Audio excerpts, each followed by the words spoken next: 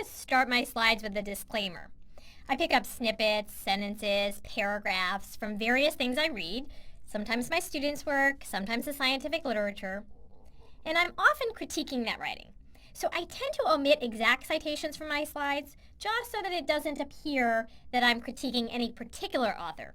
Really, these examples just typify what's out there in the scientific literature. I want to start with a sentence that I was reading in an article in the Journal of Clinical Oncology. This is one of the top cancer journals, and this was the first sentence of the introduction section. This is when the authors are supposed to be drawing you into their paper.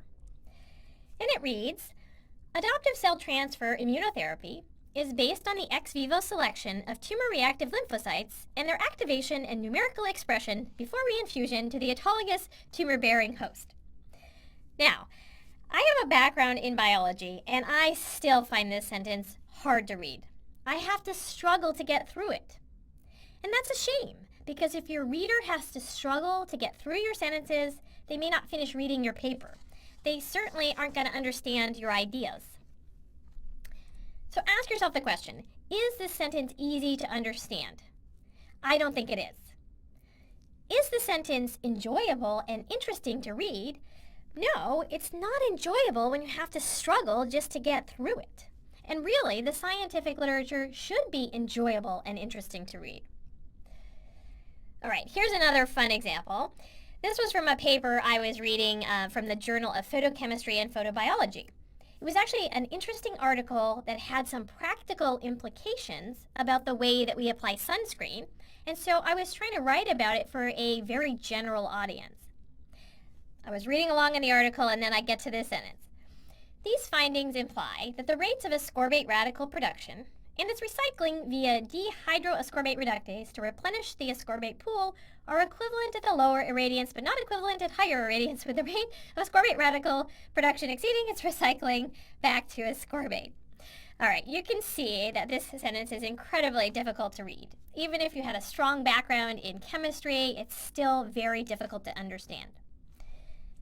So you again want to ask yourself, is this sentence readable? I don't think it's very readable. Is it written to inform or to obscure? And I ask this question because sometimes when I'm reading the scientific literature, I wonder if the authors are being intentionally obscure, intentionally obtuse, if they're intentionally trying to obscure their material in the hopes that if nobody understands it, then nobody can poke holes in their research. Certainly, we don't want to be doing that. Certainly, the point of scientific writing is to inform. I'm going to point out one feature that's common to both of these two passages that I just showed you. In both of those examples, they took some nice, spunky verbs and turned them into clunky nouns.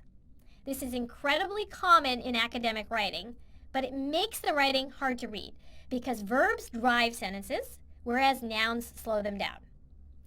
In that first example, we have selection, activation, expression, and reinfusion. Those are all nouns that are dragging the sentence down, but they could have been verbs: select, activate, express, and reinfuse. We have the same problem in the second sentence. We get production and recycling, which are nouns that could have been verbs: to produce, to recycle. Writing with verbs is actually something we're going to spend a lot of time on next week in our unit on verbs. So I took that second sentence and I tried to translate it into something understandable. Here's what I came up with. These findings imply that at low irradiation, ascorbate radicals are produced and recycled at the same rate, but at high irradiation, they are produced faster than they can be recycled back to ascorbate. It's not the most exciting sentence ever, but I think it's at least understandable now. You can get the gist of what the authors are trying to say. Notice what I did here is I stripped a lot of extra words from that sentence. I've got it down to about half the size of the original. And then I turned those nouns, production and recycling, back into verbs, produced and recycled. I want to get across two themes in this course.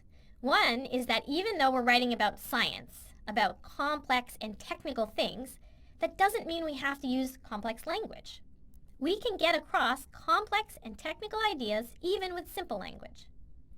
If we did that, scientific writing would be a lot easier and more enjoyable to read. And you want to aim to write things that are easy to understand and are enjoyable for your reader. I love this quote. I pulled this out of something I read back in 2003, and I've kept it in my slides ever since because I think it makes a really important point. The author writes, "My professor friend told me that in his academic world, publish or perish is really true. He doesn't care if nobody reads it or understands it as long as it's published." And there's a hint of truth here, right? There is pressure to publish, and sometimes it may feel like you're just trying to get something published and get it on your CV. That's a shame, because obviously that shouldn't be the goal of science. If nobody cares about your work and nobody reads it, then obviously it's not going to move science along at all. So when you're sitting down to write, I want you to think very carefully about making sure that your reader understands your writing and that your reader cares about your writing. You want to make your reader care. If you do that, they're more likely to pick up on your ideas, they're more likely to cite your work, and it's more likely to move science forward.